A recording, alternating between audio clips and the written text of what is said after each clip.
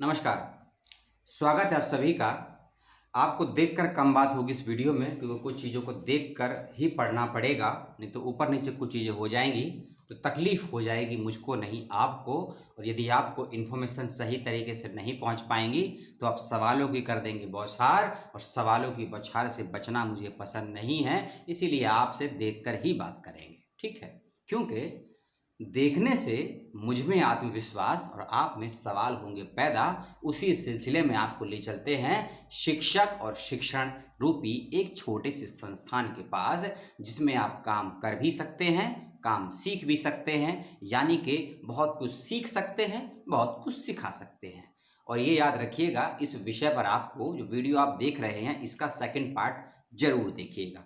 पहला पार्ट में आपको परिचय दूंगा, ये संस्थान क्या है, किस प्रकार से आप काम कर सकते हैं, क्या काम कर सकते हैं, क्या सैलरी वगैरह रहेगी, कैसे जॉब का सिलेक्शन होगा, वह सभी बताऊंगा। और सेकंड पार्ट में किस किस राज्य में किस किस पोस्ट के लिए कितनी कितनी वैकेंसी आई हैं, वह सभी आपको बताऊंगा। इसलिए वीडियो का सेकंड पार्ट देखिएगा, ठीक है? अब शुरू करते हैं वीडियो को। ये संस्थान है या वीडियो है अजीम प्रेमजी फाउंडेशन को लेकर।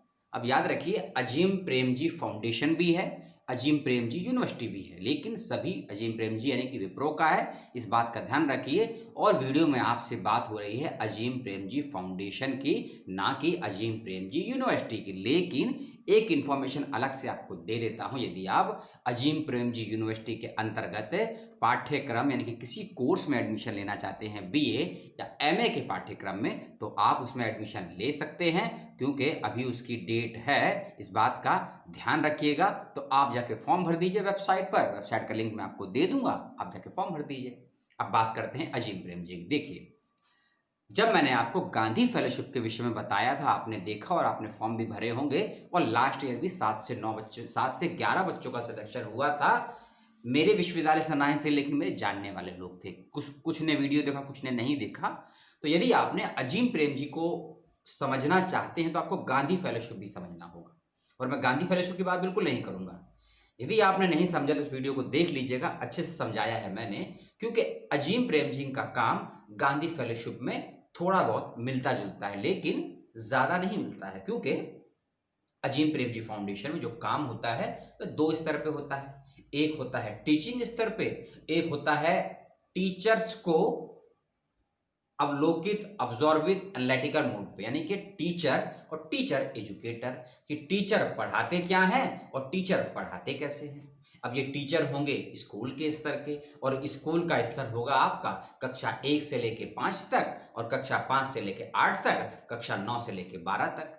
आपको ये आपकी योग्यता, आपके अनुभव, आपकी डिग्रियों और आपके प्रेजेंटेशन ऑफ द सब्जेक्ट पर डिपेंड करेगा कि आपको प्री मिलेगा, प्राइमरी मिलेगा, या मिडिल क्लास में बच्चों को पढ़ाने का मौका मिलेगा। इस बात का ध्यान रखिएगा। डिटेल में इस विषय में अगले वीडियो में बात करेंगे, लेकिन अजीम प्रेमजी में क्या काम होता है पहले ये समझ लीजिए। और भारत के एक दो नहीं, लगभग 10 से अधिक राज्यों में ये संस्थान फैला हुआ है। इसके शिक्षक हैं, शिक्षक केंद्र हैं, आप पढ़ सकते हैं, पढ़ा सकते हैं। इस बात का ध्यान रखिएगा। जिस प्रकार मैंने गांधी फेलोशिप बताया था आपको, भारत के 29 राज्यों में है, और लगभग 50 से अधिक डिस्ट्रिक्ट में उसका कामकाज चलता है। तो उसी प्रकार अजीम प्रेमजी के अंतर्गत जो आपको जॉब करने का मौका मिलेगा, तो कई राज्यों में आपको मौका मिलेगा। लेकिन चूज आपको करना है कि आप किस राज्य के किस जिले में जॉब करना चाहते हैं। संस्थान इसका मौका अप्लाई करने वाले यानी कि आपको देगा। इस बात का ध्यान रखिएगा। अब आते हैं क्या करना है और कैसे करना है। आपको एक फॉर्म भरना है। फॉर्म भरने का कोई रजिस्ट्रेशन फीस नहीं है। फॉर्म के साथ केवल एक डॉक्यूमेंट आपको लगाना है, और वह डॉक्यूमेंट आपको कोई एकेडमिक नहीं लगाना है। आपका अपना छोटा सा एक रिज्यूम, एक बायोडाटा आपको लगाना है।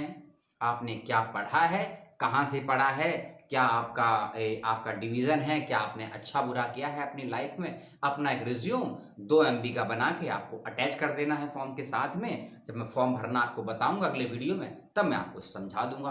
और कोई डॉक्यूमेंट फॉर्म भरते वक्त आपको नहीं लगाना है। अपना एक फोटो और साइन को तैयार रखिए, अपना एक रिज्यूम तैयार रखिए। आपका फॉर्म मैं भरवा दूंगा अगले वीडियो में।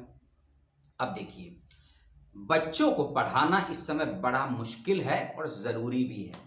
बच्चे, और बच्चों से मतलब ऐसे बच्चे जो चिकनी मिट्टी की तरह होते हैं, जिन बच्चों को आप जैसा भी आकार देंगे उसी आकार में ढल जाएंगे। जिस प्रकार कुम्हार अपनी गीली मिट्टी से, कच्ची मिट्टी से जिस भी बर्तन का निर्माण करता है, मिट्टी विरोध करती है, लेकिन उस मिट्टी के विरोध में वह विरोध करने की क्षमता नहीं होती है कि कुम्हार चाहता है उस मिट्टी से, कच्ची मिट्टी से गिलास बनाना, तो स्वतः मिट्टी कढ़ाई नहीं बन पाती है, गिलास ही बन पाती है। इसीलिए बच्चों की जो मानसिकता होती है ना, खासकर छोटे बच्चों की, और छोटे बच्चों से मतलब हाइट से छोटे नहीं, उम्र से छोटे, अपने अनुभव से छोटे। और यह छोटे बच्चे इतने भी छोटे नहीं होते हैं कि आपको समझा ना पाए। इस समय देश के हालात ये हैं कि कक्षा केजी का बच्चा हो या कक्षा पहली क्लास का बच्चा हो, वह भी शिक्षक को एक ज्ञानवर्धक बात कह सकता है, समझा सकता है। इस चीज को समझ लीजिए, क्योंकि यह आज का भारत है और आज के भारत के युवा, वह चाहे बाल्य अवस्था में हो या अपनी नटखट वाली नन्ही मुन्नी उस शरारती वाली अवस्था में हो, कि इस देश में बच्चे बड़े बड़े ज्ञान की बातें खेल खेल में लोगों को सिखाने की क्षमताएं रखते हैं, कुवत रखते हैं।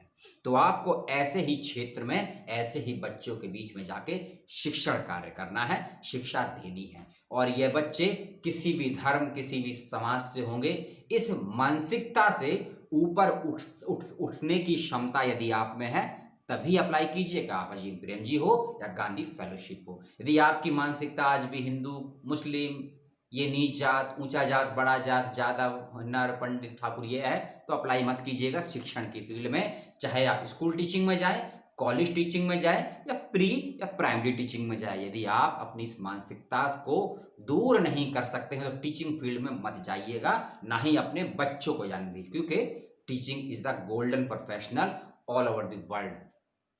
सबसे बेहतरीन और सबसे सुंदर जॉब है, क्योंकि आपको मौका मिलता है एक पीढ़ी से दूसरी पीढ़ी का निर्माण करने का, और ये निर्माण आप एक शिक्षक के रूप में करेंगे। इसीलिए पहली वैकेंसी इसमें आती है टीचर्स की। और ये टीचर, जैसे कि मैंने आपको बताया, कक्षा 1 से लेकर 5वीं तक के भी होंगे, आपको पढ़ाने का मौका मिलेगा आपकी योग्यता के अनुसार। 6 से लेकर 8वीं तक के भी होंगे और 8वीं से लेकर 12 तक के भी होंगे।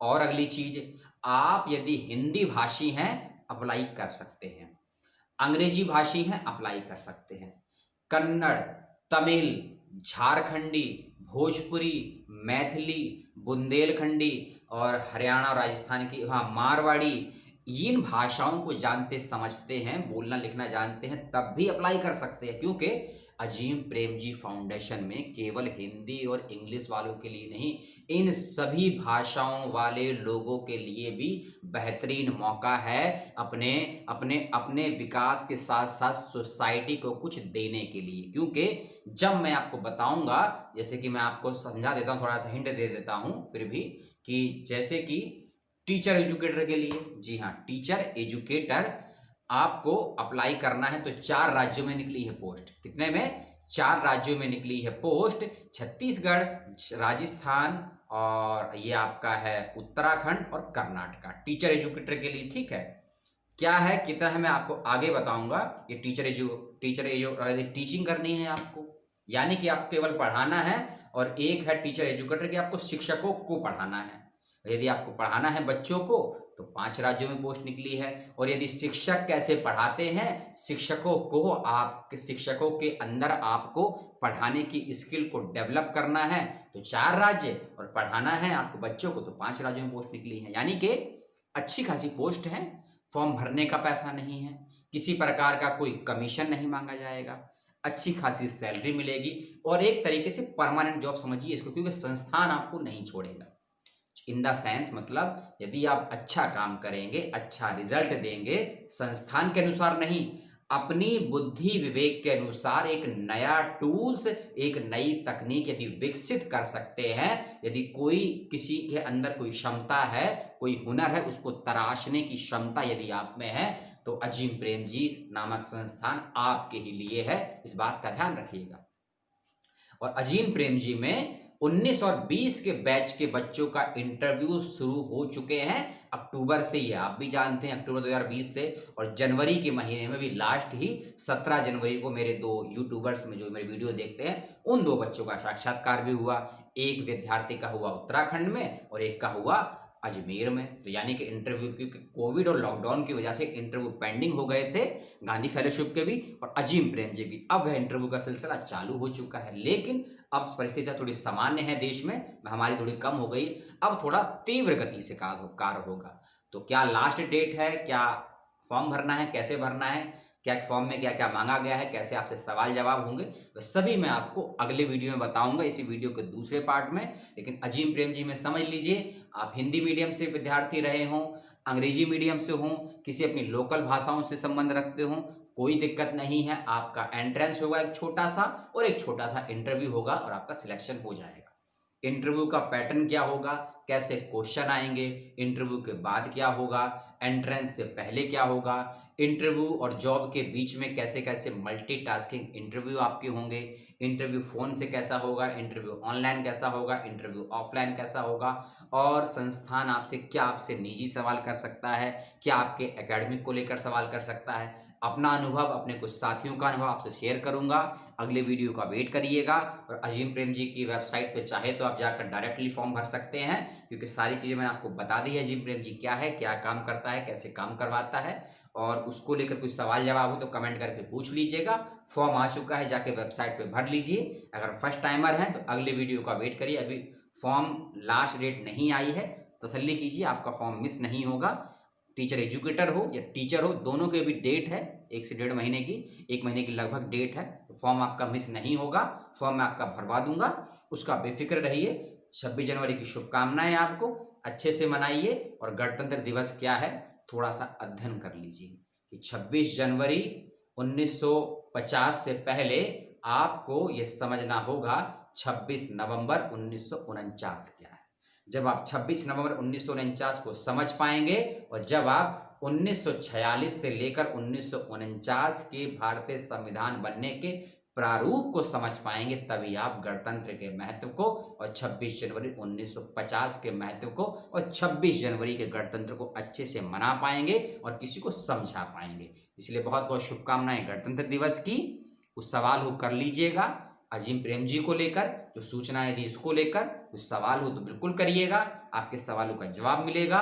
और यदि आप एमफिल पीएचडी के लिए अप्लाई करना चाहते हैं, बहुत से विश्वविद्यालय के फॉर्म निकले हुए हैं, कुछ के वीडियो मैंने डाले हैं, उनको देखिए। सवाल हो सबसे पहले विश्वविद्यालय से कीजिए, उसके बाद अपने विभाग से कीजिए। जवाब नहीं मिलता है तो मुझसे कीजिए, मुझसे भी जवाब नहीं मिलता है तो अपने सीनियर से, अपने दोस्तों से सवालों के जवाब लीजिए। क्योंकि जब तक आपको सवालों के जवाब प्राप्त नहीं होंगे, आपको सफलताएं प्राप्त नहीं हो सकती है। इस बात का ध्यान रखिएगा। अपनों के साथ रहिए, लेकिन कोरोना से दूर रहिए। कोरोना से दूर रहिए, ठंड से दूर रहिए, मानसिक रूप से मजबूत रहिए, अध्ययन करते रहिए। क्योंकि अध्ययन यदि आपका चालू रहेगा तो सफलताएं आपको प्राप्त होती रहेंगी। बहुत बहुत धन्यवाद समय देने के लिए और समझने के लिए। जय हिंद।